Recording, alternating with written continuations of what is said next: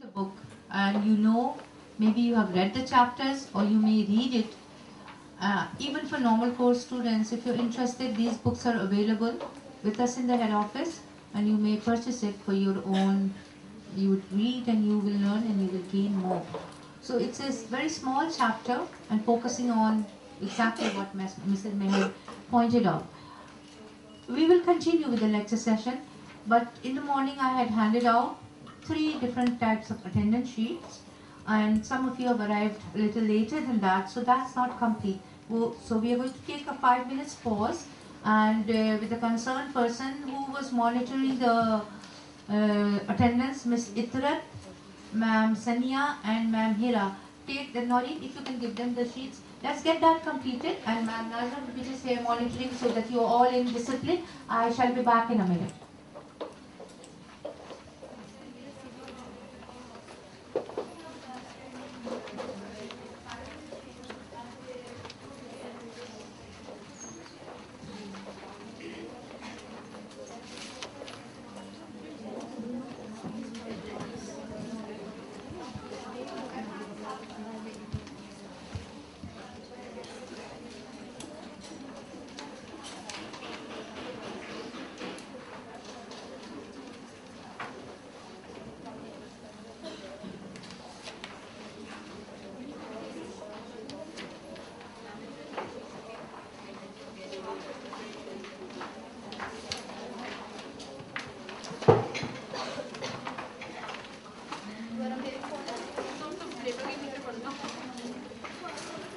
Hosting the conference, I begin and I talk in between, and I also give lectures. So when I'm giving lectures and when I'm talking, there's hardly any difference.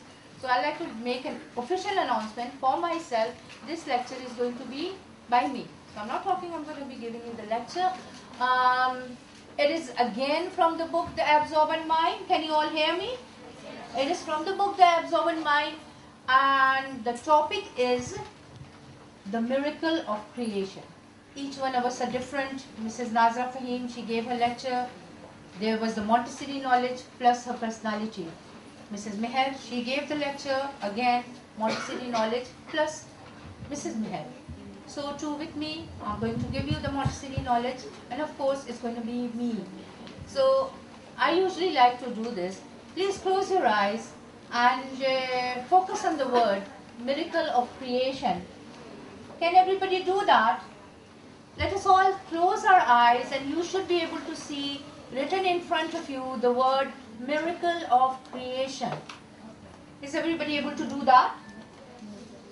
Do we have that such vivid imagination?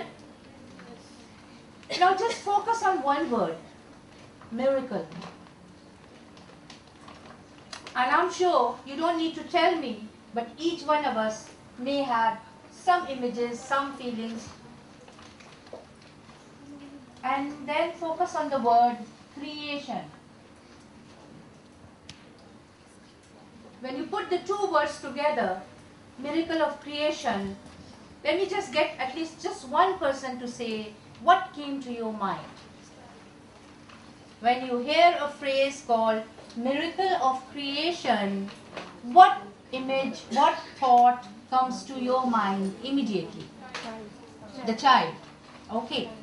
Our sisters, there is competition. We are competing. We even compete among our own children. Doesn't it happen that sometime a mother has a son who is very strong, very successful, and then due to whatever reason, her next son is unlike him? He's not strong, he hardly has a job. So are they going to compete with each other? No. Okay, so I'm going to be concluding by giving you one line from the book, but for us, one message. That you are the child of the universe, and you are not less than the trees and the stars, and you have a right to be here. Begin to love yourself. Begin to focus on you are brought into this world to do something. If you do your work to the best of your ability, each one of us will be exactly the way God Almighty has made our inner system, that miracle of creation that takes place within the human body. Imagine the moment the heart begins to work, the heart breathes non-stop. Non-stop. Day, night, morning, you are sleeping, you are running, you are dreaming. The heart is beating. And sometimes it beats for as many as 90 years. Isn't that amazing? Right? You have any remote control, any battery cell, any charger. How long does your mobile work for? Every now and then my mobile is out of, every 2 hours the battery is down. But because it is so natural, human beings are born, they grow, they die, we take it for granted. Okay, let me conclude from the book, The Absorbent Mind. Can you